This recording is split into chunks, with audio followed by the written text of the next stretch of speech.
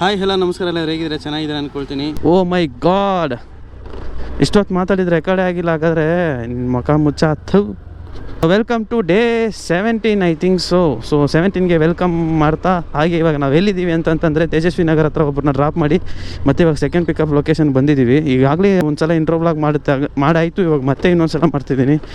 ಯಾಕಂದರೆ ಕ್ಯಾಮ್ರಾ ಆನಲ್ಲಿರೋದೇ ನಾನು ನೋಡಿಲ್ಲ, ಆಫ್ ಆಗಿಬಿಟ್ಟೈತೆ. ಆನ್ ಮಾಡಿದ್ದೆ ಬಟ್ ಆಫ್ ಆಗಿಬಿಟ್ಟೈತೆ. ಸೊ ಇವಾಗ ಪಿಕಪ್ ಲೊಕೇಶನ್ ಬಂದಾಯಿತು. ಇವ್ರನ್ನ ಅಯ್ಯೋ ಅನಿಲ್ ಇವಾಗ ಕೊಳೆ ಆಗಿಬಿಡ್ತಾಯಿತ್ತು. ಅಂತ ನುಗ್ತವೆ, ಅದು ಯಾಕೆ ಗಾಡಿಗಳು ಬರ್ಬೇಕಾದ್ರೆ ನುಗ್ತಾವೆ ಅಂತ ನನಗೆ ಗೊತ್ತಿಲ್ಲ. ಪಿಕಪ್ ಲೊಕೇಶನ್ ಬಂದಾಯಿತು, ಸೆಕೆಂಡ್ ಪಿಕಪ್ ಲೊಕೇಶನ್ ಬಂದಾಯಿತು. ಸೆಕೆಂಡ್ ಪಿಕಪ್ ಮಾಡಿಕೊಂಡು ಮತ್ತೆ ಹೋಗ್ತಾ ಹಂಗೆ ಕಂಟಿನ್ಯೂ ಮಾಡ್ತೀನಿ. 2 ನಿಮಿಷ ಅಂತಂದರು. ಸರಿ ಆಯಿತು ಬನ್ನಿ ಪರವಾಗಿಲ್ಲ ಅಂತ ಹೇಳ್ಬಿಟ್ಟು ಇಲ್ಲಿ ವೆಯ್ಟ್ ಮಾಡ್ತಾ ಇದ್ದೀವಿ. ಸೊ ಈ ಡ್ರಾಪ್ ಲೊಕೇಶನ್ ಬಂದು ನ್ಯಾಷನಲ್ ಕಾಲೇಜ್ ಹತ್ರ ಎಲ್ಲೋ ಇದೆ, ಬಟ್ ಎಕ್ಸಾಕ್ಟ್ ಲೊಕೇಶನ್ ನನಗಂತೂ ಗೊತ್ತಿಲ್ಲ. ನಾವು ಇದ್ರ ಗೆಸ್ಸಿಂಗ್ನಲ್ಲೇ ತೊಗೋಬೇಕು ಅಷ್ಟೇ, ಬಿಟ್ಟರೆ ನಮಗೇನು ಗೊತ್ತಿಲ್ಲ. ಸೊ ಬನ್ನಿ ಇವಾಗ ನಾವು ಅವ್ರು ಬಂದಿದ ತಕ್ಷಣ ಹಂಗೆ ರೈಡ್ ಸ್ಟಾರ್ಟ್ ಮಾಡೋಣ. ಅಲ್ಲಿವರೆಗೂ ಸ್ವಲ್ಪ ವೀಡಿಯೋ ಪೋಸ್ಟ್ ಮಾಡಿದೆ, ಅದು ಪೋಸ್ಟ್ ಮಾಡಿಬಿಟ್ಟು ಮತ್ತೆ ನಿಮಗೆ ಹೋಗ್ತಾ ಏನಾಯಿತು ಅನ್ನೋದನ್ನ ಹೇಳ್ತೀನಿ. ಅಂತಂತಂದರೆ ಕ್ರೈಸ್ಟ್ ಕಾಲೇಜ್ ಇಲ್ಲಿ ಉಳಿಮಾವತ್ತೆ ಇದೆಯಲ್ಲ, ಅಲ್ಲಿದ್ದೀವಿ. ಇಲ್ಲಿಂದ ನ್ಯಾಷನಲ್ ಕಾಲೇಜ್ ಹತ್ರ ಡ್ರಾಪು. ನಾನೇನೋ ಒಂದು 8-9 ಕಿಲೋಮೀಟ್ರ್ ಇರುತ್ತೆ ಅಂತ ಅಂದ್ಕೊಂಡಿದ್ದೆ, ಇನ್ನೂ ಕಮ್ಮಿನೇ ಅಂದ್ಕೊಂಡಿದ್ದೆ. 12 ಕಿಲೋಮೀಟ್ರ್ ಇಲ್ಲಿಂದ.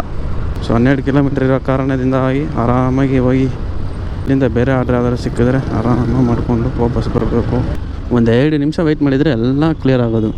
ಸರ್ಕಲಲ್ಲಿ ಈ ಥರ ಬ್ಲಾಕ್ ಆದರೆ ಏನು ಮಾಡೋದಿಲ್ಲ, ಯಾರೋ ಒಬ್ಬರಾದ್ರೂ ಬ್ಯಾಕ್ ಹೋಗಲೇಬೇಕು.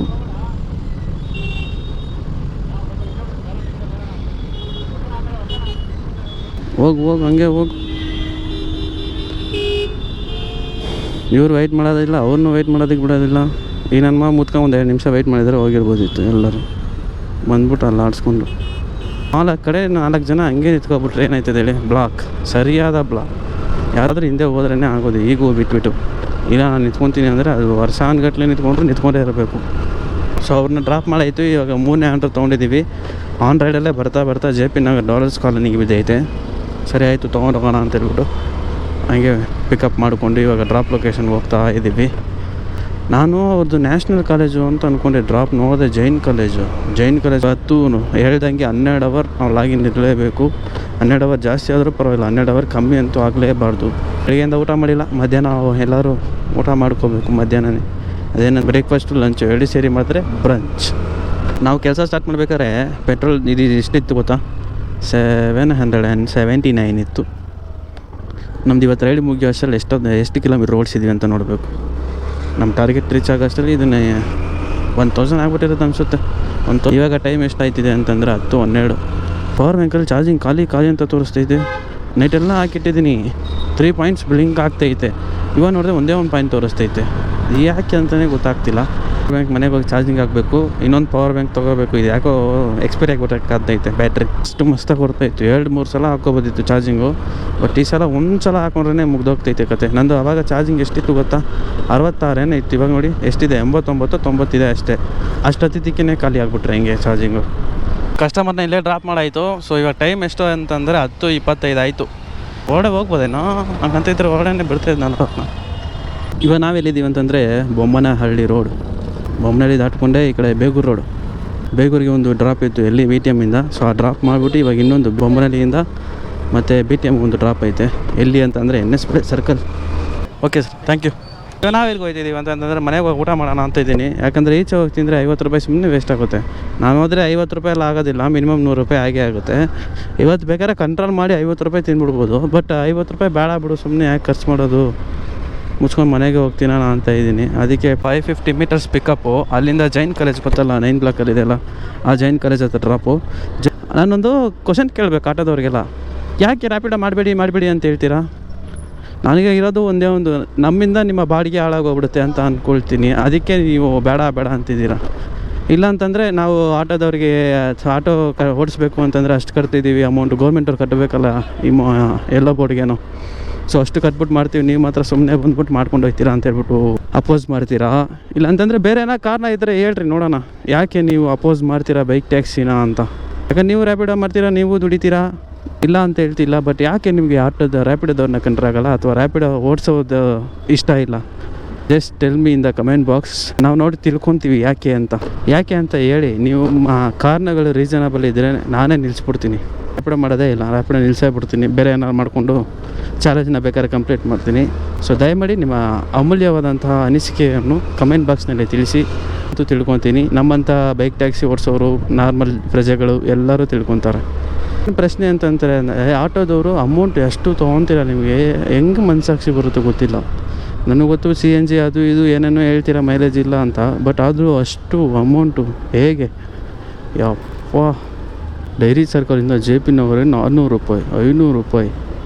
ಎಷ್ಟು ಕಿಲೋಮೀಟ್ರ್ ಇದೆ ಅಲ್ಲಿಂದ ಇಲ್ಲಿಗೆ? ಅಮ್ಮ ಅಂದರೆ ಒಂದು 6-7-8 ಕಿಲೋಮೀಟ್ರ್ ಇರುತ್ತೆ ಅಷ್ಟೇ. ಅದಕ್ಕೆ 400 ರೂಪಾಯಿ 500 ರೂಪಾಯಿ ತೊಗೊಬಿಡೋದಾ? ಮನ್ಸು ಹೆಂಗ್ರಿ ಒಪ್ಕೊಡುತ್ತೆ ನಿಮಗೆ? ಎಲ್ಲ ಆಟೋದವ್ರನ್ನೂ ನಾನು ಹೇಳೋದಿಲ್ಲ, ನಾನು ಇನ್ನೂ ಆಟೋದವ್ರು ಸಪೋರ್ಟ್ ಮಾಡ್ತೀನಿ. It's good. This pics captured in camera? No, iPhone. iPhone 15 Pro. Okay. Uttari Betta, right? Yeah, Uttari Betta. Okay bro, thank you so much. Thank you, bye. ಉತ್ತಾರಿ ಬೆಟ್ಟ ಅಂತ ಒಂದು ಪ್ಲೇಸ್ ಹೇಳಿದ್ದಾರೆ, ಮಸ್ತಾಗಿದೆ ಅಂತ ಹೇಳಿದರು. ವಿಸಿಟ್ ಮಾಡಿ ನೋಡೋಣ. ವಿ ಆರ್ ಟ್ರಾವೆಲರ್ ಆಗಿ ಇಂಥ ಪ್ಲೇಸ್ನೆಲ್ಲ ಎಕ್ಸ್ಪ್ಲೋರ್ ಮಾಡುವಂಥದ್ದೇ ನಮ್ಮ ಕೆಲಸ. ಎಕ್ಸ್ಪ್ಲೋರ್ ಮಾಡುವ ನಿಧಾನಕ್ಕೆ ಈ ಚಾಲೆಂಜ್ ಒಂದು ಮುಗ್ದುಬಿಡಿ, ಆಮೇಲೆ ಎಕ್ಸ್ಪ್ಲೋರ್ ಮಾಡೋಣ. ಸೋಷಿಯಲ್ ಮೀಡ್ಯಾದಲ್ಲಿ ಇಲ್ಲ ಅಂತಿಲ್ಲ ಅಂದರೆ ನಾವು ಕಾಂಟ್ಯಾಕ್ಟ್ ತೊಗೋಬೋದಿತ್ತು. ಹೆಂಗೆ ಅಂತಂದರೆ ಇನ್ಸ್ಟಾಗ್ರಾಮ್ ID ತೊಗೊಂಡು ನಾವು ಫಾಲೋ ಮಾಡಿ ಅವರು ಫಾಲೋ ಮಾಡ್ತಾಯಿದ್ರು. ಆ್ಯಂಡ್ ನಮ್ಮ ಚಾನಲ್ನ ಅವ್ರಿಗೆ ಕೊಡ್ಬೋದಿತ್ತು. ಬಿಡಿ ಪರ. ನಾವು ಎಲ್ಲಿದ್ದೀವಿ ಅಂತಂತಂದರೆ 9 ಬ್ಲಾಕ್ ಹತ್ರ ಇದ್ದೀವಿ. ಸೊ ಇಲ್ಲಿ ಯಾಕೆ ಕಾಯ್ತಿದ್ದೀವಿ ಅಂತಂತಂದರೆ ಆರ್ಡ್ರ್ ಬರಲಿ ಅಂತ. ಇವಾಗ 11:15 ಶಾರ್ಪಾಗಿ ಇವಾಗ ನಾವೊಂದು ಟೀ ಕುಡಿಯೋಣ ಅಂತ ಹೋಗ್ತಾ ಇದ್ದೀವಿ. ಆದರೆ ಬರ್ತಿಲ್ಲ ಕಣ್ರಿ ಮಧ್ಯಾಹ್ನದ ಮೇಲೆ.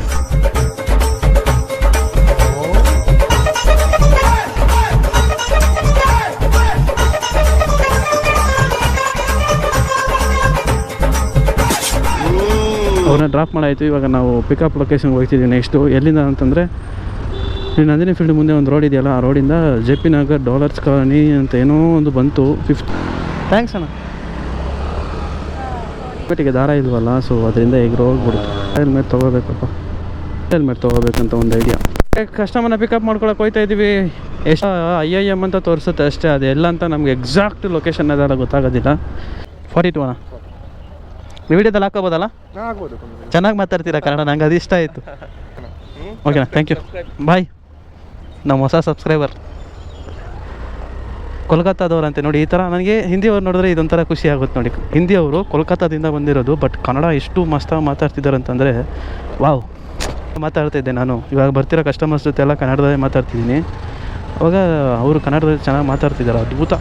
ಅವರು ಹಿಂದಿಯವರು ಕನ್ನಡ ಕಲ್ತ್ಕೊಂಡು ಕನ್ನಡ ಮಾತಾಡ್ತಾರೆ ನೋಡಿ, ಅದೊಂಥರ ಕೇಳೋದಕ್ಕೆ ಒಂಥರ ಚೆನ್ನಾಗಿರುತ್ತೆ. ನಾರ್ಮಲ್ ಕನ್ನಡ ನಾವು ಮಾತಾಡೋದು ಥರ ಬೇರೆ, ಅವ್ರಿಗೆ ಒಂಥರ 75 to 80% ಚೆನ್ನಾಗಿ ಗೊತ್ತಿರುತ್ತೆ ಕನ್ನಡ.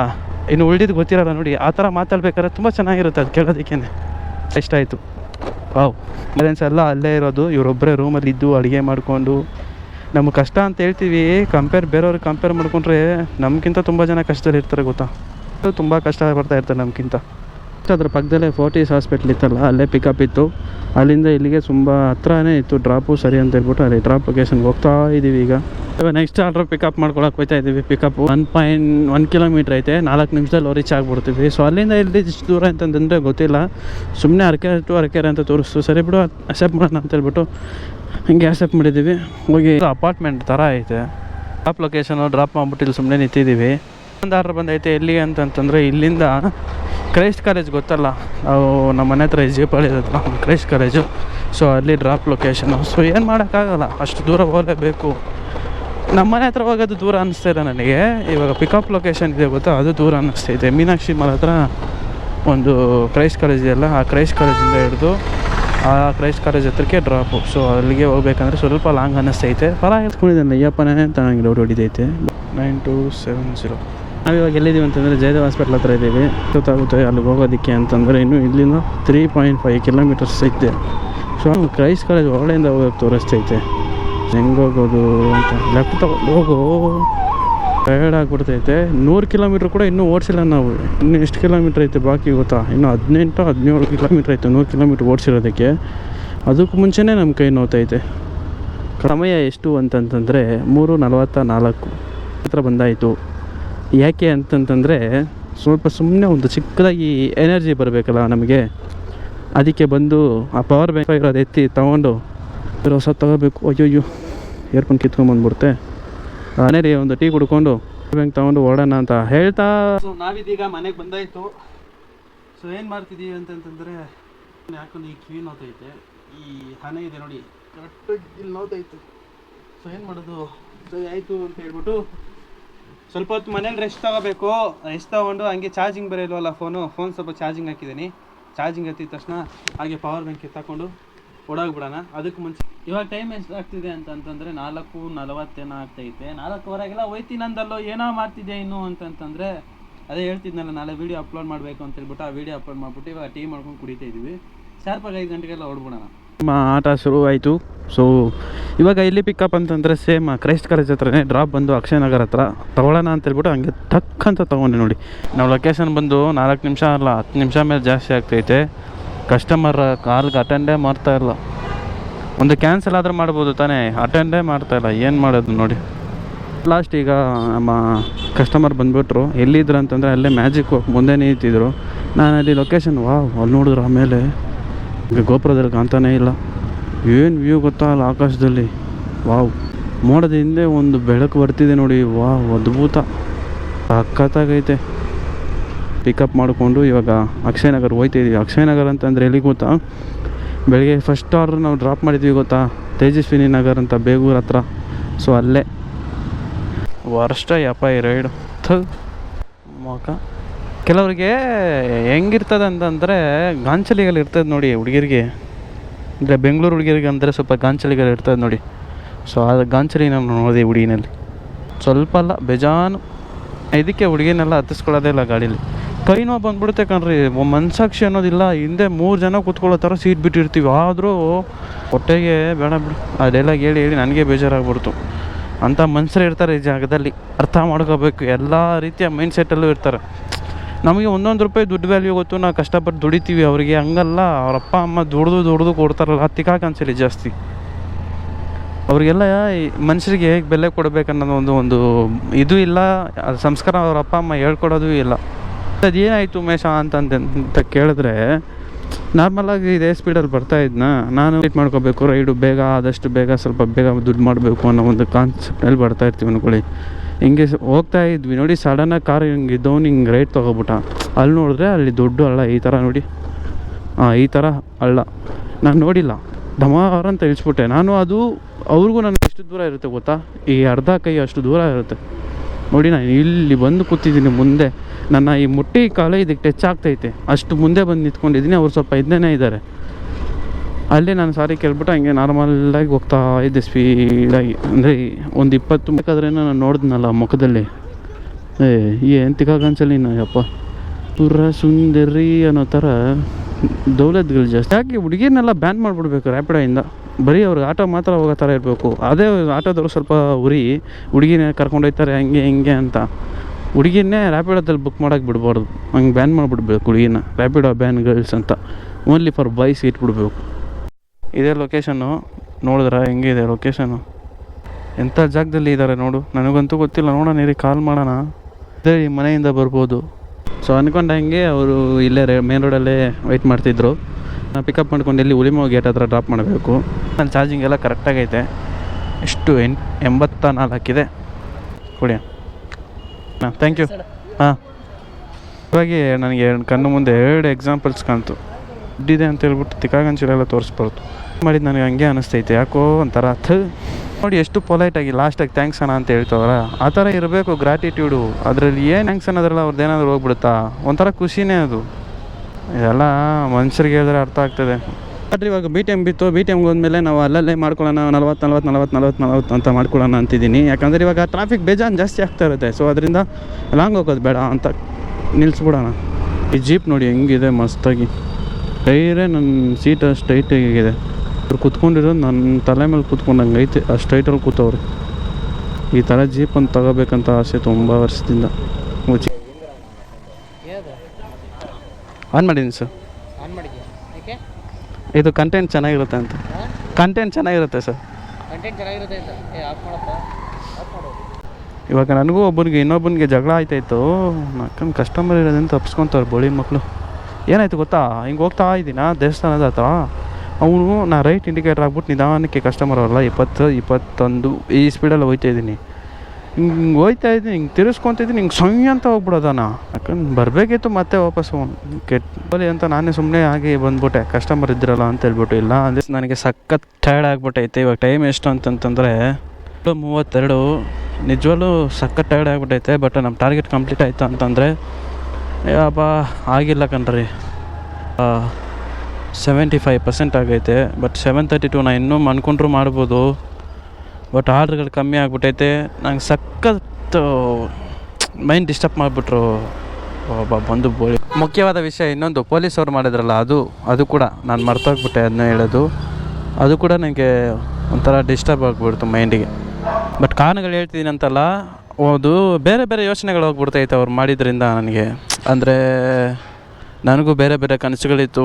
ಈ ಕನಸಿನಲ್ಲಿ ಇದೆಲ್ಲ ಅಡ್ಡ ಬರ್ತೈತೆ. ಆ್ಯಂಡ್ ನಾನು ಮೋಟೋ ಬ್ಲಾಗರ್ ಆಗಬೇಕಿತ್ತು. ಬಿಡಿ, ಇದೆಲ್ಲ ನಾನು ನೆಕ್ಸ್ಟ್ ಇನ್ನೊಂದು ವೀಡಿಯೋದಲ್ಲಿ ಯಾವಾಗಾದ್ರೂ ಫ್ರೀ ಇದ್ದಾಗ ನನ್ನ ಬಗ್ಗೆ ಹೇಳ್ತೀನಿ.